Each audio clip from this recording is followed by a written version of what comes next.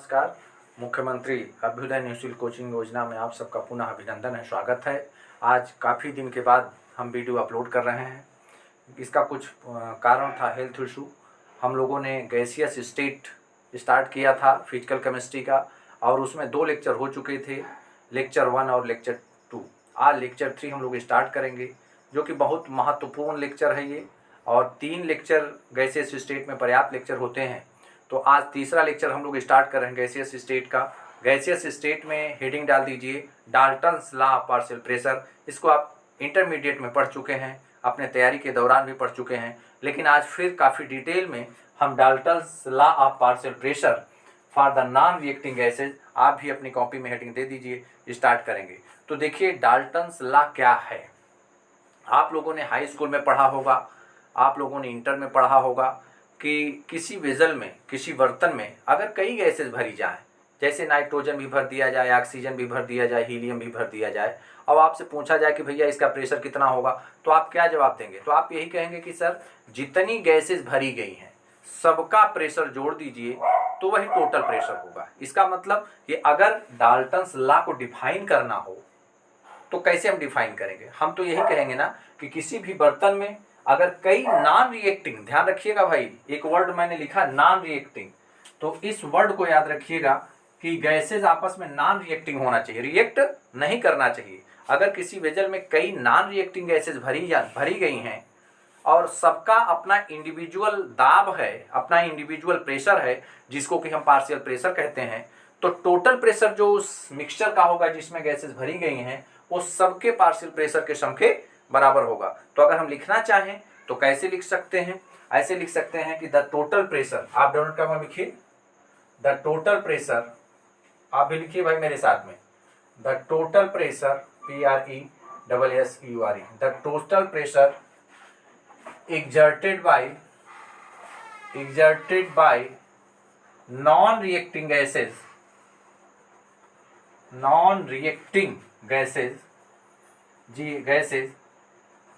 is equal to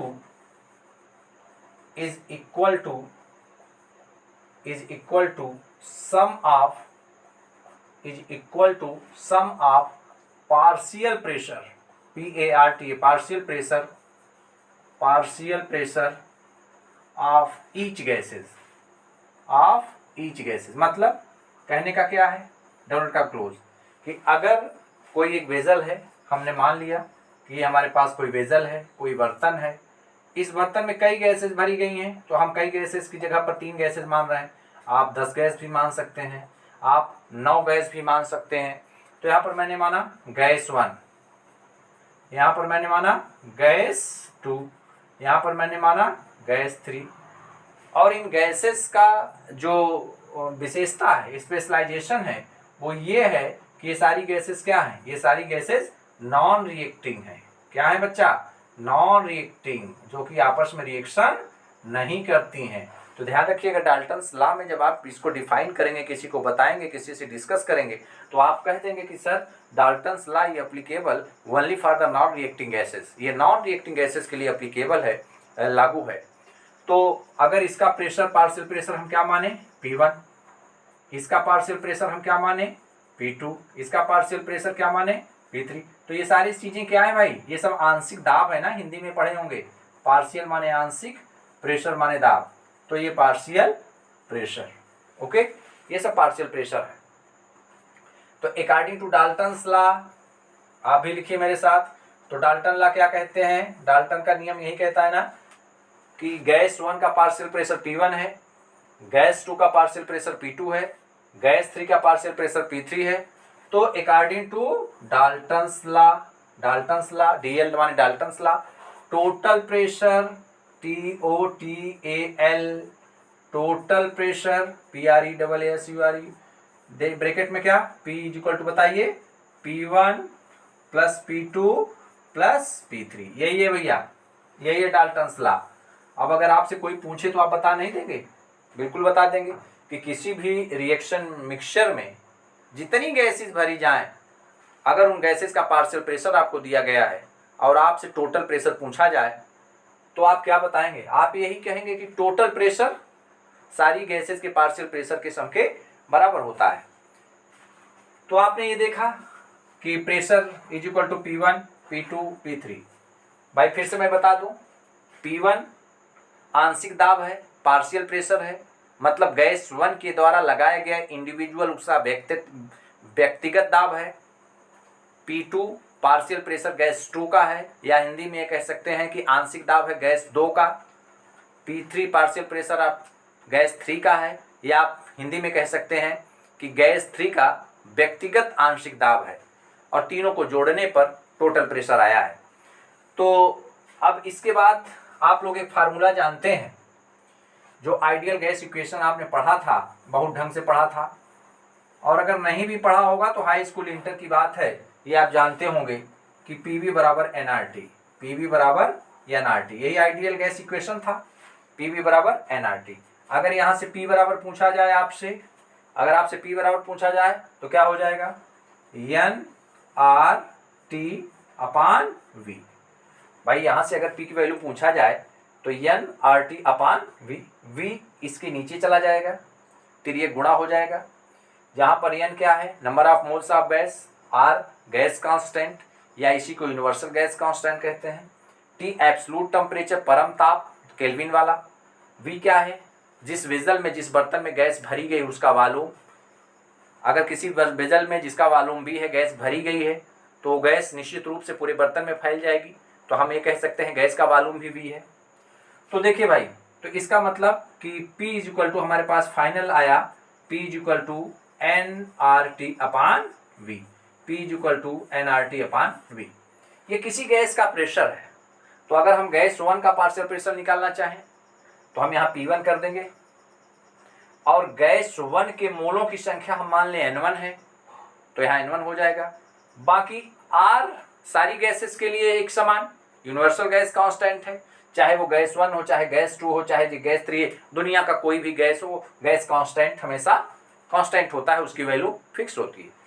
ठीक क्या है भाई, जिस टेम्परेचर पर आप ये गैसेस को भरे हैं वो टेम्परेचर फिक्स रहेगा, जिस वेसल में आपने गैसेस को लिया है उसका वॉल्यूम फिक्स रहेगा।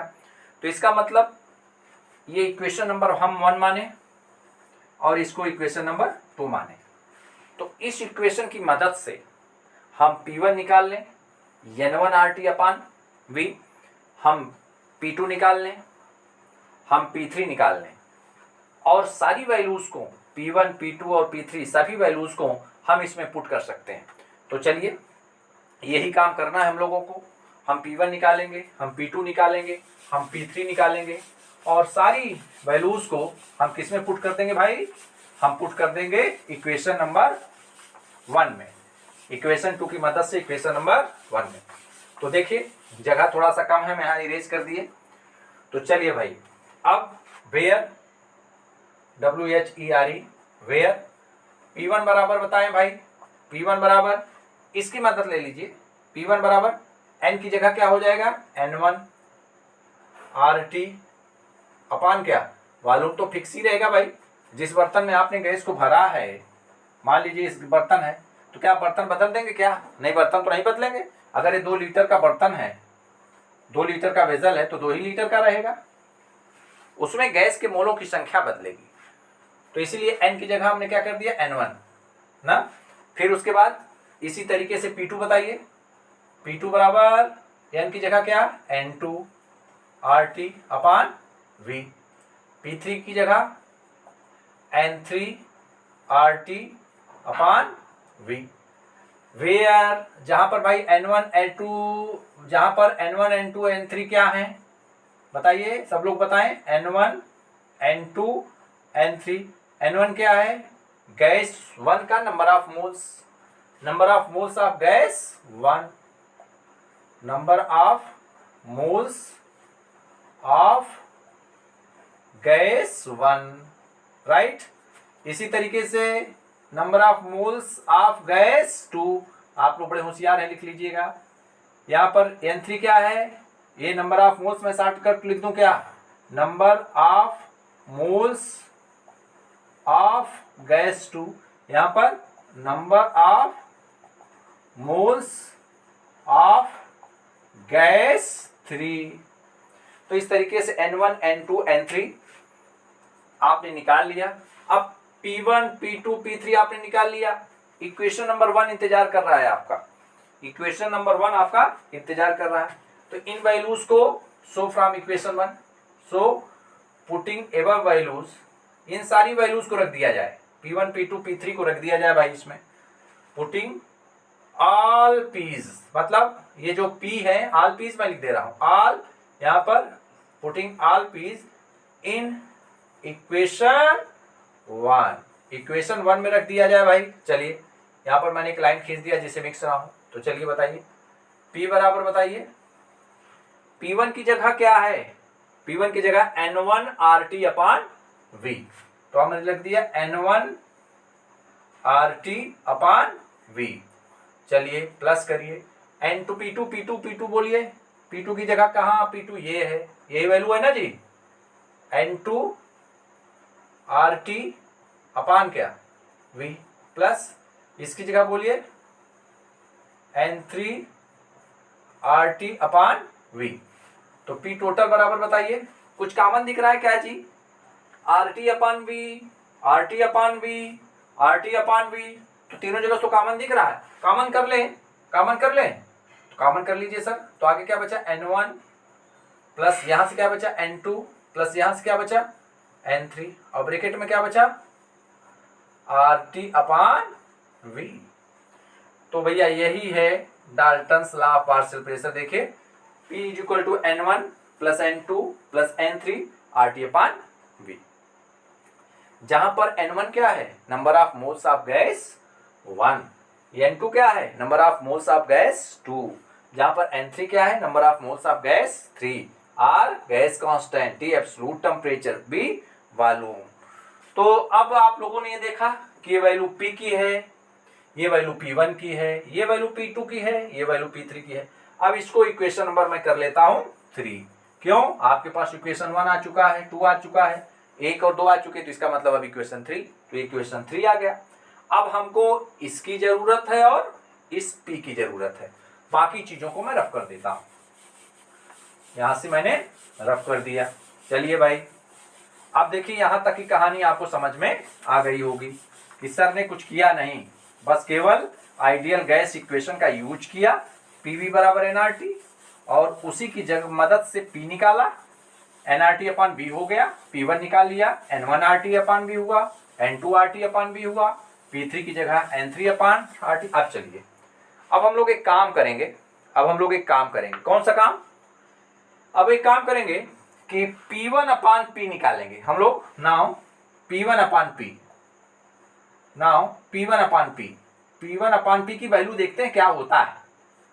तो चलो भाई खोजो P1 कहाँ है, P1 ये है सर, ये है P1, यही है ना, तो P1 ये N1 RT अपान V। चलो भाई वैल्यू रखा N1 RT अपान V, चलो P बराबर बोलो जी N1 plus N2 plus N3 RT upon V, रख दिया N1 plus N2 plus N3 और यहां पर क्या रखा RT अपान V, यही ना, कुछ कट्टम कुट्टम दिख रहा है, हाँ सर ये कट्टम कुट्टम दिख रहा है, देखिए ये कट्टम कुट्टम दिख रहा है, काट दिया, तो क्या बचा P1 upon P is equal to N1 upon N1 plus N2 plus N3, यही आया। तो P1 upon P is equal to N1 upon N1 plus N2 plus N3। ये बताइए इसका तिर्यक गुणा कर सकते हैं क्या इधर, बिल्कुल कर सकते हैं, काहे, अरे भाई कहीं पर अगर x अपान y होता है is equal to a upon b होता है, तो आप इसका मल्टीप्लीकेशन इससे, इसका मल्टीप्लीकेशन इससे नहीं कर लेते हैं, कर लेते हैं, तो ये वैल्यू क्या आ जाएगी, x की वैल्यू इससे मल्टीप्लाई होगी तो क्या हो जाएगा xb, और y का a से मल्टीप्लीकेशन होगा तो ya। चलिए तो P1 अपान P, हमको P1 निकालना है जी, तो इस P का इधर मल्टीप्लीकेशन हो जाएगा, तो बताइए P1 is equal to N1 upon N2, यहाँ पे N1 plus N2 plus N3 into क्या P। देखिए भाई ये फार्मूला कुछ दिख रहा है ना, बहुत अच्छा फार्मूला है ये, पार्शियल प्रेशर गैस 1 का जो पहली गैस थी जिसका आंशिक दाब P1 था इज इक्वल टू उसका मोल अपान टोटल मोल, मतलब पहली गैस का मोल, सेकेंड गैस का मोल, थर्ड गैस का मोल इनटू टोटल प्रेशर। और ये क्या चीज थी भाई? Individual mole upon total mole, individual mole upon total mole. P1 बराबर individual mole INDIVIDUAL, individual mole upon total number of mole, total number of mole into total pressure, into total pressure. तो देखो भाई, partial pressure is equal to, ये क्या है, ये P1 क्या है, पार्शियल प्रेशर गैस 1 का है ना। तो इंडिविजुअल मोल अपान टोटल मोल मैंने खूब पढ़ाया है आपको, सारे अभ्युदय योजना में जितने लेक्चर लिया है फिजिकल केमिस्ट्री का, उसमें जनरली सारे लेक्चर में कहीं न कहीं इस फार्मूले को मैंने यूज किया है कि individual mole upon total number of mole is equal to mole fraction, is equal to mole fraction. तो ये P1 का मतलब पार्शियल प्रेशर, P1 का मतलब partial pressure, PARTIAL, partial pressure is equal to individual mole upon total number of mole ना। तो इसी को क्या कहा जाता है? Mole fraction, mole fraction into total pressure, into total pressure. ये देखो कितना बढ़िया फार्मूला आ गया, partial pressure is equal to mole fraction into total pressure आ गया ना। जहां P1 आपने निकाला, इसी तरीके से आप P2 भी निकाल सकते हैं। जब आप यहाँ P2 करेंगे तो यहाँ वैल्यू N2, ये नीचे से सब वही रहेगा, N1 plus N2 plus N3। इसी तरीके से आप P3 निकालिए तो यहाँ N1 की जगह N3 हो जाएगा, नीचे वही वैल्यूज रहेंगी, N1 plus N2 plus N3 into P। तो इसका मतलब एक फार्मूला हम लोग सीख गए कि पार्शियल प्रेशर, यहाँ देखिए, partial pressure is equal to mole fraction into total pressure, यही है ना। तो अब देखिए, इसी तरीके से अगर जैसे आपने P1 निकाला है, मैं आपसे P2 पूछूं, मैं आपसे P3 पूछूं, तो बता नहीं पाएंगे? बिल्कुल बता देंगे सर। चलिए अच्छा बताइए जल्दी से फट से, P2 बताइए, P2 की वैल्यू बताइए। P2 बराबर N2 अपान N1 plus N2 plus N3 into क्या? P। इसी तरीके से P3 बताइए, इसी तरीके से P3 बताइए। P3 बराबर N3 अपान N1 plus N2 plus N3 into क्या है? P। तो ये ध्यान दीजिए भाई, पार्शियल प्रेशर अगर हम निकालना चाहें किसी गैस का, तो उसका मोल फ्रैक्शन दिया हो, टोटल प्रेशर दिया हो, दोनों का मल्टीप्लिकेशन कर देंगे, उस गैस का पार्शियल प्रेशर आ जाएगा। तो partial pressure is equal to mole fraction into total pressure. और फिर से मैं रिवाइज करा देता हूं, बता देता हूं कि मोल फ्रैक्शन बराबर individual mole into total, individual mole upon total number of moles. ध्यान रखिए कि यही नोट करके लिख लीजिए, यही नोट करके लिख लीजिए, सारे बच्चे नोट करके लिख लें कि ये जो मोल फ्रैक्शन है, मोल फ्रैक्शन आप पढ़ चुके हैं, मैंने पढ़ाया है आपको कि मोल फ्रैक्शन किससे लिखा जाता है? X से। इंडिविजुअल मोल को मैंने लिख दिया Ni और टोटल मोल को मैंने लिख दिया बड़ा N। तो mole fraction is equal to individual mole upon total number of mole. याद रखिएगा कैसे मोल फ्रैक्शन निकाला जाता है, ये आप लोग सीख चुके हैं, इसमें कोई भी बताने की चीज नहीं है। तो अगर यहाँ पर देखिए, partial pressure is equal to mole fraction into total pressure, तो इसी को एक फार्मूला बना लें हम, इसी को एक फार्मूला बना लें कि पार्शियल प्रेशर को छोटे p से लिख दें, मोल फ्रैक्शन को अभी मैंने बताया x से लिखा जाता है, और टोटल प्रेशर को क्या मान लें? बड़ा P। तो इसका मतलब पार्शियल प्रेशर माने स्मॉल p, मोल फ्रैक्शन माने x, टोटल प्रेशर माने P। तो partial pressure is equal to mole fraction into total pressure, ये आप स्टार बना के लिख लीजिए। ये बड़ा इंपॉर्टेंट क्वेश्चन है भाई, इसी पर कई प्रश्न सॉल्व होते हैं नीट में, IIT में, जेई में। क्वेश्चन भले आगे टफ हो जाए, ट्विस्ट करे, लेकिन बेसिक फार्मूला कई बार इसको यूज किया जाता है, partial pressure is equal to mole fraction into total pressure. तो आप इसको स्टार करके नीट के लिए, ये फार्मूला बहुत कारगर है भाई, नीट और जेई के लिए। आप ऐसे याद रखिएगा, हम जब आपकी तरह थे विद्यार्थी जीवन में, तो चीज़ों को ऐसे याद रखते थे कि पार्शियल, आज भी चीज़ें वैसे याद हैं, partial pressure is equal to mole fraction into total pressure, और mole fraction is equal to individual mole upon total number of mole. Dalton's law कैसे याद रखे थे कि P is equal to P1 plus P2 plus P3, क्योंकि आज आप लोगों को पढ़ाना है, सिस्टमेटिक ढंग से पढ़ाना है, तो इसलिए चीज़ों को समराइज करके इकट्ठा करके एक नोट्स बना के ढंग से रखा जाता है। अदरवाइज जब हमको कंपटीशन देना था तो हम तो ये चीज़ों को P is equal to P1 plus P2 plus P3।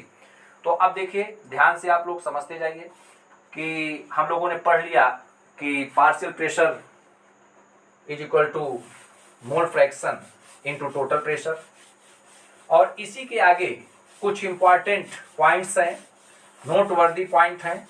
तो नोटवर्दी पॉइंट 1, तो नोटवर्दी 1, नोटवर्दी 2। हम नोटवर्दी का मतलब बहुत इंपॉर्टेंट है, इसको नोट करना आवश्यक है, जरूरी है। तो आप लिख लीजिए नोटवर्दी 1।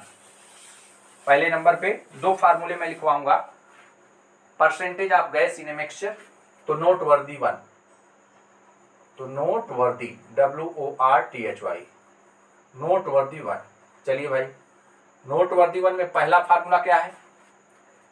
किसी भी मिक्सचर में कई गैसेज होंगी, अगर मिक्सचर मैंने नाम ले लिया तो कई गैसेज होंगी, तो उस गैस में किसी एक गैस का परसेंटेज अगर मैं आपसे पूछूं, percentage of gas in mixture, तो partial pressure of the gas, total pressure of the gaseous mixture into 100। अगर परसेंट में निकालना है तो आप 100 से मल्टीप्लाई कर दीजिएगा। मतलब पहला फार्मूला ये निकालना है आपको, percentage of a gas in a mixture, percentage of a gas in a mixture, percentage of a gas in a mixture is equal to, बोलिए फार्मूला, फार्मूला ये है partial pressure of the gas, partial pressure of gas, partial pressure of gas upon total pressure, मैं short form में लिख दे रहा हूं भाई, जगह कम है, total pressure of gaseous mixture, total pressure of gaseous mixture into क्या 100, तो मैंने क्या कर दिया 100। तो देखिए भाई ये एक फार्मूला आपका ये बना, मतलब किसी भी गैसियस मिक्सचर में किसी एक गैस का परसेंटेज आपसे पूछा जाए तो आप पार्शियल प्रेशर गैस को ऊपर रखेंगे, टोटल प्रेशर आप गैसियस मिक्सचर नीचे रखेंगे, 100 से आप मल्टीप्लाई कर देंगे।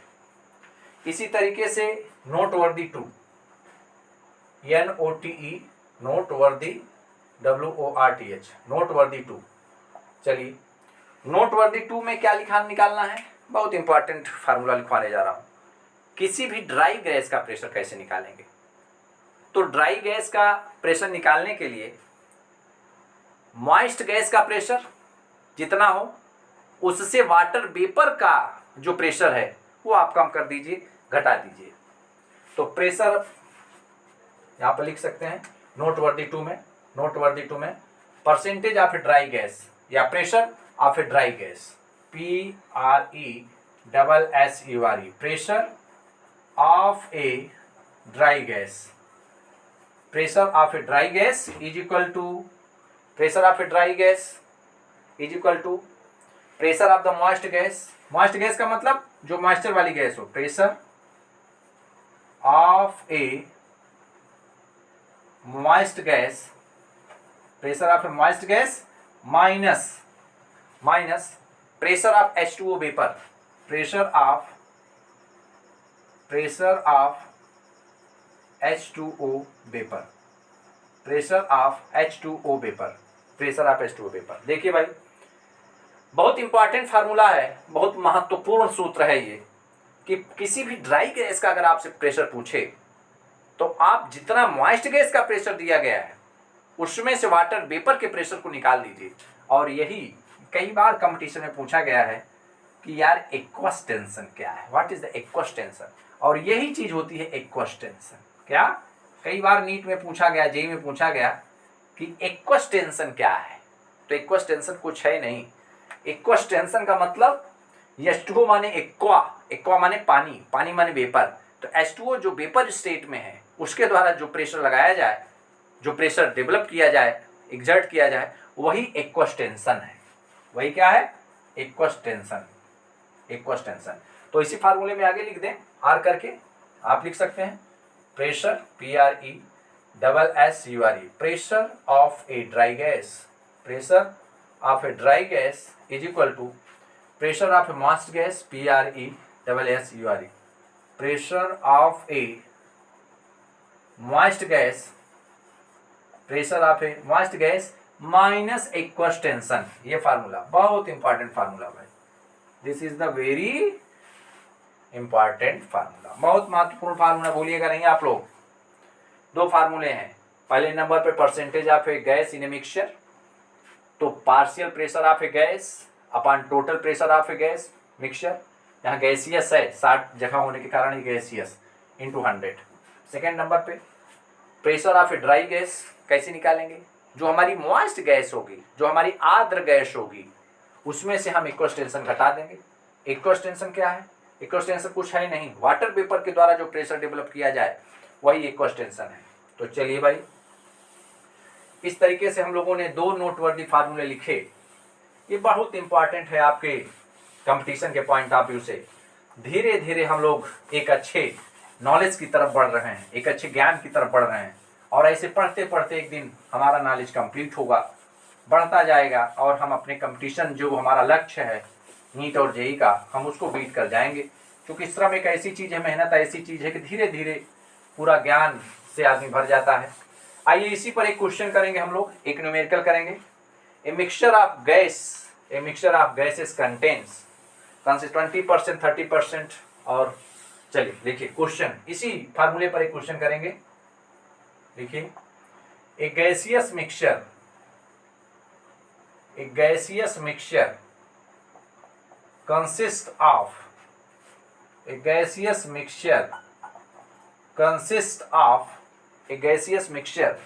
consists of 20% nitrogen, 30% O2 माने oxygen, and 50%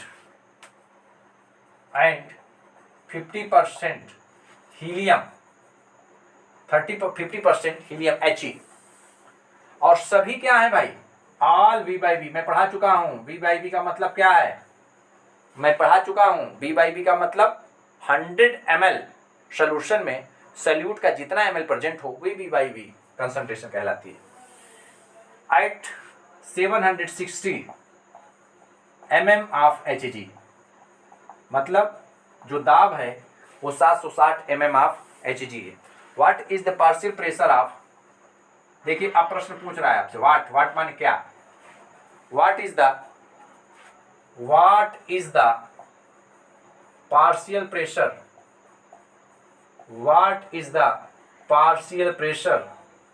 of each gas, प्रत्येक गैस का आंशिक दाब क्या होगा। तो भाई partial pressure is equal to mole fraction into total pressure, यही तो है ना, individual mole upon total mole. चलिए भाई, हमसे पूछ रहा है कि पार्शियल प्रेशर प्रत्येक गैस का बताइए, सॉल्यूशन इसका देखिए। तो पहले पार्शियल प्रेशर हम लिख ही लें, तो हमने लिख लिया partial pressure is equal to mole fraction into total pressure, ये बड़ा पी लिख लिया। मोल फ्रैक्शन बराबर क्या होता है बच्चा, इंडिविजुअल मोल, INDIVI, इंडिविजुअल मोल, यही होता है ना, upon total number of moles into total pressure, यही तो इंडिविजुअल मोल कितना दिया गया है भाई, यार ये तो परसेंटेज में दिया गया है, परसेंट में। अगर दे देता 20 मोल नाइट्रोजन का तो फट से यहां रख देते, अगर कहता कि 30 मोल O2 का, लेकिन परसेंट में दिया गया है। तो अब हम मैं एक प्रश्न पूछ रहा हूं कि क्या मैं परसेंट है, क्या उसको ले आके इंडिविजुअल मोल की जगह रख सकते हैं। This 20% is equal to the individual mole of nitrogen, क्या दोनों बराबर हैं, बताइए, आप सोच के बताइए कि क्या हम individual mole, total number of मोल तो हम रख लेंगे, लेकिन इंडिविजुअल मोल की जगह क्या हम 20 रख सकते हैं, बताइए। तो एक बच्चा कह रहा है कि हाँ सर रख सकते हैं, कैसे, क्योंकि सारी गैसेज जो हैं, सभी गैसेज सेम टेम्परेचर, सारी गैसेज जो हैं सेम टेम्परेचर, भाई कई गैसेज तो टेम्परेचर यहाँ सेम रखा गया है, और क्या रखा गया है, वॉल्यूम प्रेशर सेम रखा गया है, टेम्परेचर सेम और प्रेशर सेम, दोनों सेम रखा गया है।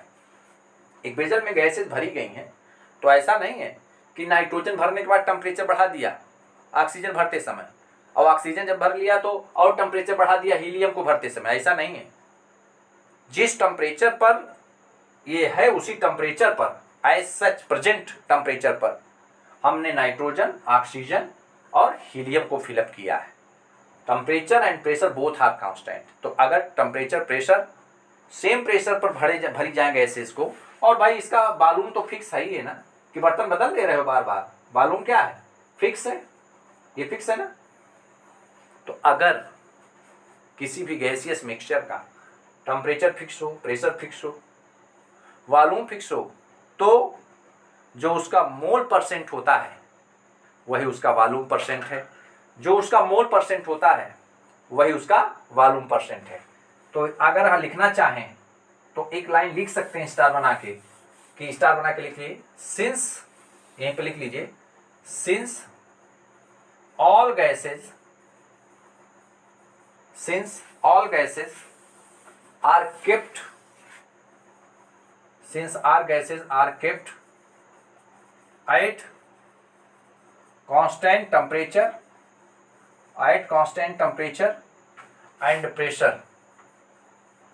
then भाई देखिए, अगर सारी गैसेस कांस्टेंट टेम्परेचर और प्रेशर पर फिलअप की गई हैं, भरी गई हैं, तो ये यूनिवर्सल ट्रूथ है, ये हमेशा हमेशा सही है कि उसका वॉल्यूम परसेंट कितना होगा, उसका वॉल्यूम परसेंट जो होगा वही उसका मोल परसेंट होगा। देखिए कितना बढ़िया फार्मूला आपके सामने आया, कितना बढ़िया फार्मूला आपके सामने आया कि वॉल्यूम परसेंट बराबर हो जाएगा किसके, मोल परसेंट के। मतलब कि जो ये दिया गया है परसेंटेज वही उसका मोल हो जाएगा।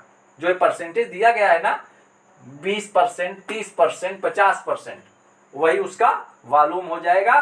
जो इसका वॉल्यूम परसेंट दिया गया वही उसका मोल परसेंट हो जाएगा। तो अब हमारे पास तो कोई तनाव नहीं है। क्यों? हमको इंडिविजुअल मोल चाहिए था।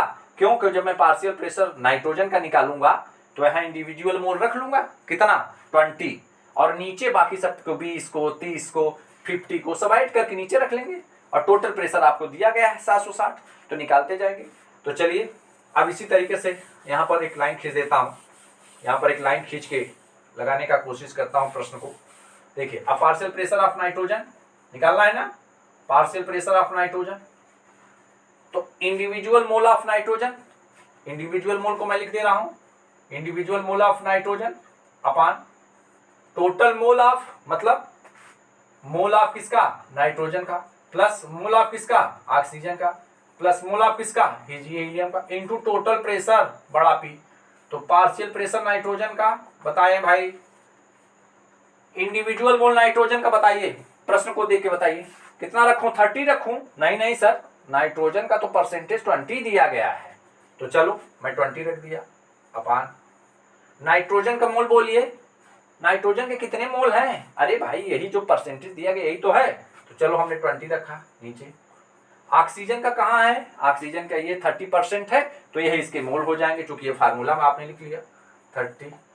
हीलियम बोलिए, हीलियम ये He, V/B शर्माइए नहीं भाई, जिसको ना पता हो हीलियम का सिंबल लिख ले, और नहीं जब मैं हीलियम का सिंबल पूछूं तो He बताए, ही माने वाह, तो गलत हो जाएगा। ये He, H बड़ा ई छोटा, हीलियम, तो अपान क्या नीचे 50, और ये 50, ये वाला 50% है ना, ये 50% है।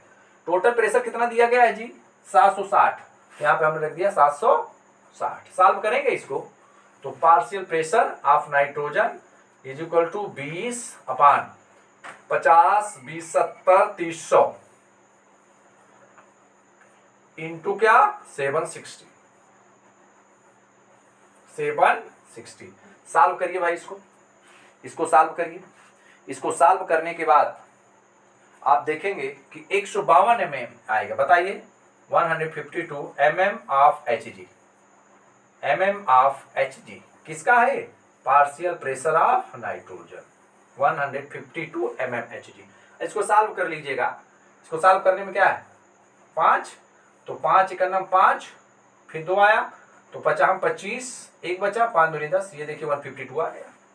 इसी तरीके से हम पार्शियल प्रेशर किसका निकाल सकते हैं? ऑक्सीजन का। इसी तरीके से हम किसका निकाल सकते हैं, हम हीलियम का। तो चलिए फटाफट निकाल लीजिए। आप लोग तो अब तो केमिस्ट्री सीख गए भाई, आप लोग केमिस्ट्री सीख गए। अब तो दौड़ने लगे। पहले तो आप लोग केमिस्ट्री बोलने में तुतुराते थे, जैसे छोटा बच्चा तुतुराता था। क्यों भाई, कार्बन डाइऑक्साइड पूछते थे तो सल्फर डाइऑक्साइड लिखते थे। अब तो आप लोगों को आने लगी केमिस्ट्री। चलिए, पार्शियल प्रेशर ऑक्सीजन का बोलिए, तो इसका इंडिविजुअल मोल कितना, अब इसका मोल रखेंगे 30 अपान नीचे टोटल तो 50 ही है, इनटू क्या 760। सॉल्व करेंगे, बोलो भाई, इसको सॉल्व करेंगे। इसको सॉल्व करेंगे तो कितना आएगा 228 228 mmHg, 228 mmHg। चलिए एंड और फिर तीसरे नंबर क्या बचा, helium. Partial pressure of helium is equal to, helium का कितना है 50 अपान नीचे क्या होगा 50, नीचे टोटल 50 इंटू, देखिए भाई इंडिविजुअल मोल 20 30 50। अच्छा ये बताइए, यहाँ हम लिखते चले आ रहे हैं इसके 20 50 30 80 100, ये तो बिल्कुल राइट है। यहाँ पर कितना होगा, यहाँ पर टोटल 50 नहीं होगा ना, 100 टोटल कितना होगा 100 होगा, तो 100 होगा, तो 100 को हम सॉल्व कर लेंगे, 100 को हम सॉल्व कर लेंगे। इसी तरीके से 30 अपान 100 इसको आप सॉल्व कर लीजिएगा, 30 अपान 100 को सॉल्व कर लीजिएगा। एक जीरो से एक जीरो कैंसिल, यहाँ से यहाँ कैंसिल ना, तो अब क्या बचा भाई, जो देखिए 6 त्रिक 18 और 7 त्रिक 21 21 1 22, 228 mmHg, 228 mmHg। इसी तरीके से यहाँ सॉल्व कर सकते हैं। नीचे टोटल कितने मोल हो जाएंगे 20 इसके 30 इसके 50 और 50 मोल इसके, टोटल कितने मोल 100 और ये 760। तो इससे इसे कैंसिल, इससे इसे कैंसिल, तो मल्टीप्लाई 5 इंटू 76, तो 5 का 6 से गुणा 30 3 80 लाए, 7 5 35 35 3 38, 380 mmHg, 380 mmHg। तो चलिए भाई, हम लोगों ने इस तरीके से प्रॉब्लम सॉल्व किया।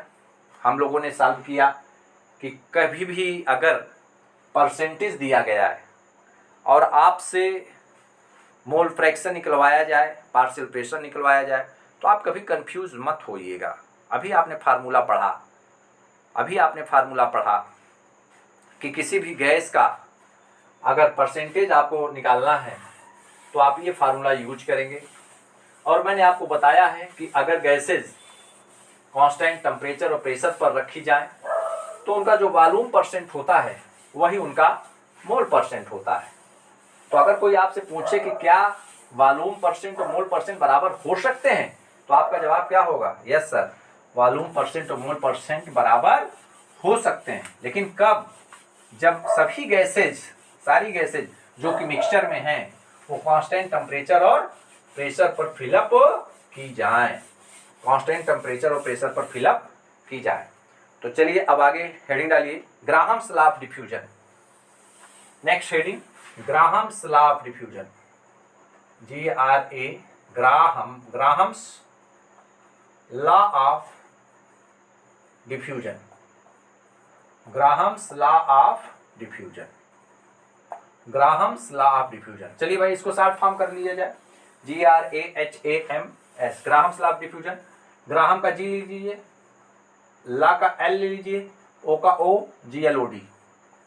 तो अगर आपसे पूछे कि कोई ग्लोड क्या है, तो आप कहेंगे sir Graham's law of diffusion, यही है ना, ग्राहम का विसरण नियम।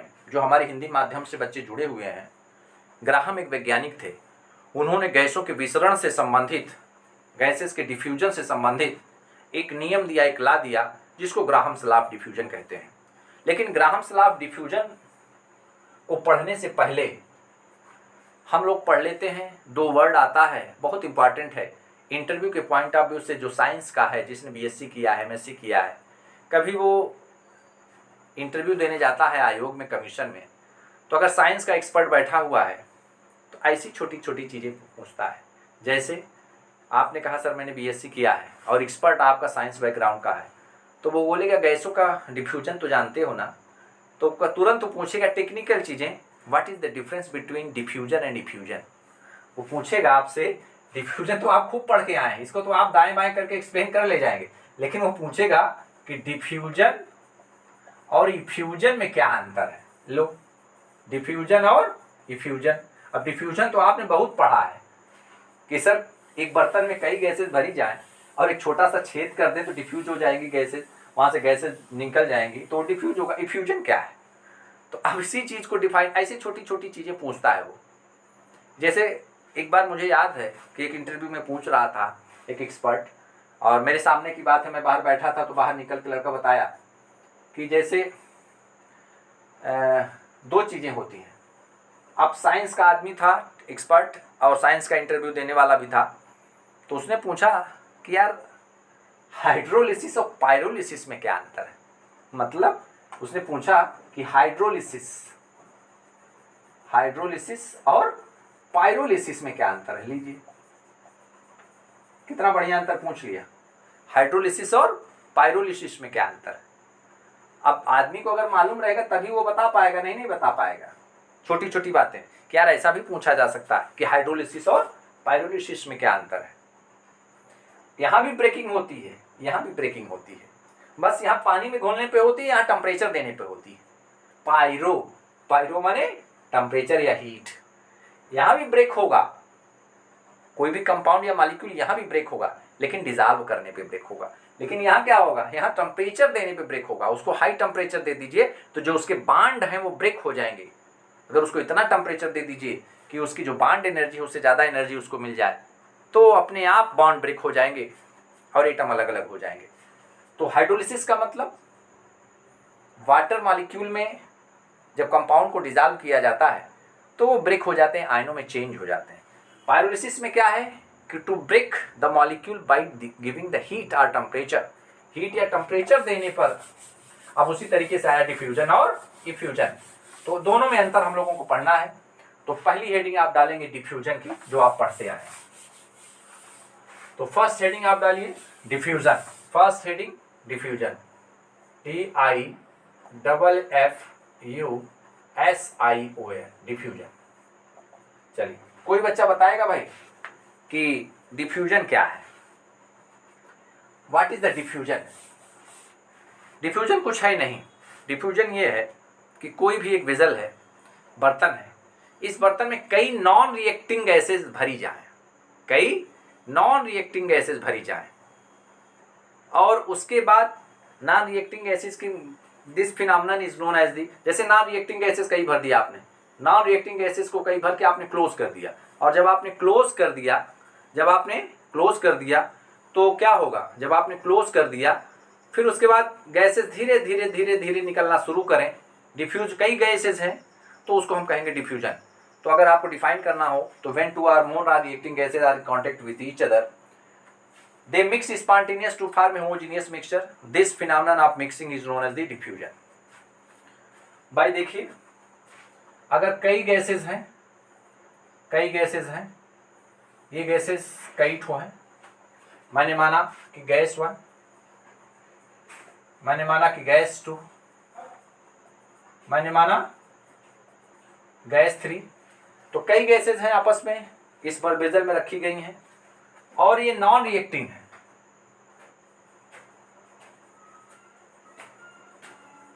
ये गैसेस क्या है, नॉन रिएक्टिंग गैसेस हैं। ये सारी गैसेस नॉन रिएक्टिंग है, तो केमिस्ट्री ये कहती है कि ये गैसेस आपस में मिक्स होंगी। क्या होंगी? मिक्स होंगी।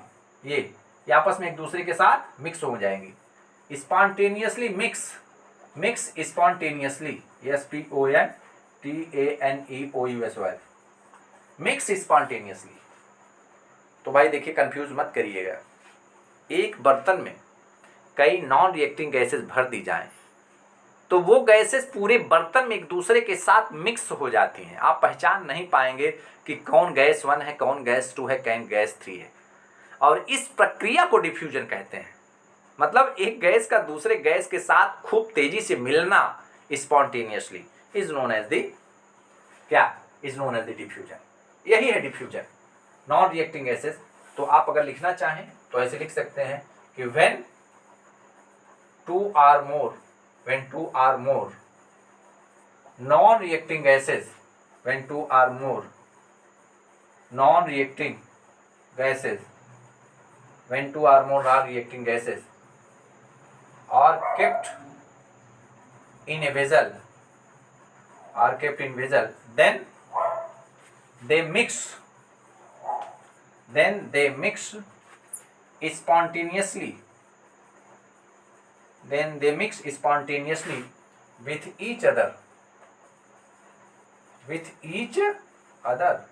and this phenomenon is known as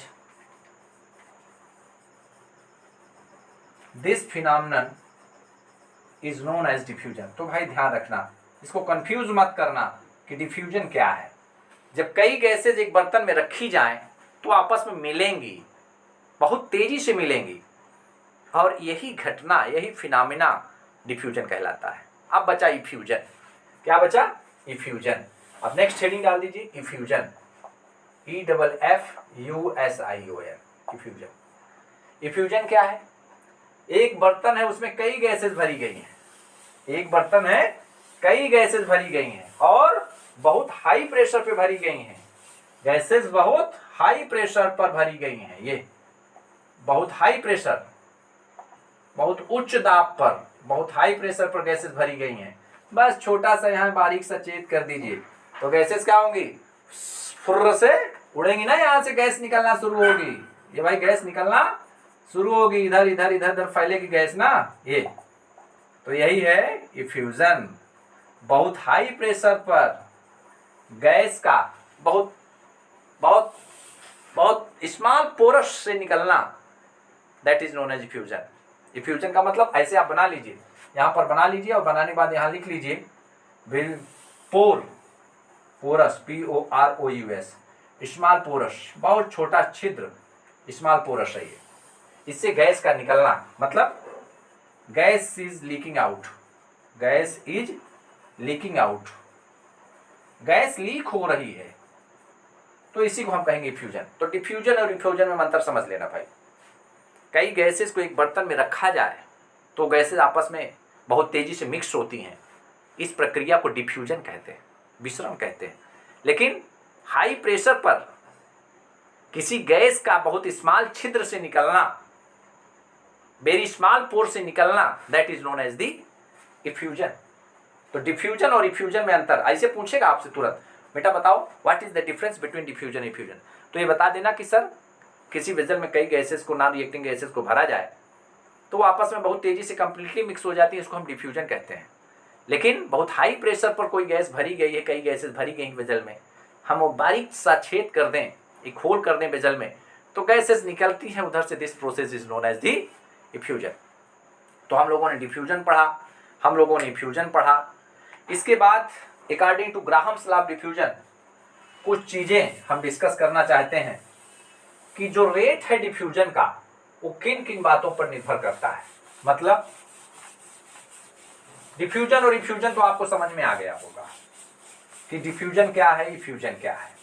diffusion का मतलब गैसेस का एक दूसरे के साथ बहुत तेजी से मिक्स होना, इफ्यूजन का मतलब गैस का किसी स्मॉल छेद से बहुत तेजी से निकलना। और अब ग्राहम ने कुछ बातें बताई थी कि भाई यहाँ पर एक कोई वेसल है, ये वेसल है, इसमें कई गैसेस भरी गई हैं ना, कई गैसेस भरी गई हैं। यहाँ पे स्मॉल सा एक छोटा सा छेद कर दिया, ये बारीक सा छेद कर दिया, तो गैसेस इधर से निकलेंगी। तो कहते हैं कौन गैस पहले निकलेगी, गैस 1, गैस 2, गैस 3, कौन सी गैस पहले निकलेगी, गैस 1 की, गैस 2 की, गैस 3। तो गैस 1, गैस 2, गैस 3 कौन सी निकलेगी, इसको बताया था ग्राहम्स ने। लेकिन समय समाप्त है। मैं आपको एक बार पुनः बता दूं कि आज हम लोगों ने जो स्टार्ट किया था वो गैसेस स्टेट का लेक्चर 3 स्टार्ट किया था। इसको हम नेक्स्ट टर्न पर पढ़ेंगे कि ग्राहम ने क्या क्या बताया। ग्राहम ने ये बताया कि कौन सी gas, rate of diffusion of a gas वो इन्वर्सली प्रोपोर्शनल है उसके मॉलिक्यूलर वेट के गैस के, r is inversely proportional to 1/√d है। डेंसिटी जिसकी ज़्यादा होगी, जो ज़्यादा भारी होगी वो धीरे धीरे चलेगी, धीरे धीरे डिफ्यूज होगी। इन सब बातों को हम नेक्स्ट टर्न पर एक्सप्लेन करेंगे, डिस्कस करेंगे। लेकिन तब तक के लिए अलविदा, नमस्कार।